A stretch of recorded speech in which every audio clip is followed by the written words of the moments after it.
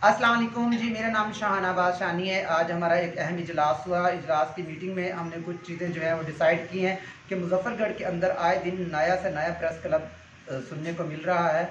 सहाफ़त एक मुक़द्दस पेशा है जिसे कुछ लोगों ने खिलवाड़ समझ रखा है और आए दिन ओहदे बांटे जा रहे हैं और नए से नए प्रेस क्लब के नाम सुनने को आ रहे हैं। आज ख्वाजा साहब ने फैसला किया है कि सहाफ़ी बरादरी के हकूक़ के लिए हम लोग मैदान में आ रहे हैं। आज हमने अपने प्रेस क्लब की ख्वाजा साहब प्रेस क्लब का संग बुनियाद रख दिया है और बहुत जल्द हम लोग ऐलान करने वाले हैं, ओहदे अपने बांटने वाले। पूरे डिस्ट्रिक्ट मुजफ्फरगढ़ की तहसीलों से हमारे राब्ते हो गए हैं। सहाफ़ी भाई से गुजारिश है कि आप एक पेज पे आ जाएँ, एक जगह पे आ जाए। ना ही तो यहाँ पर कोई तालीम देखी जाती है, ना भी यहाँ पर कोई मियार देखा जाता है और प्रेस क्लब बनाना इतना आसान हो गया। हमने सोचा क्यों ना हम प्रेस क्लब बना दे।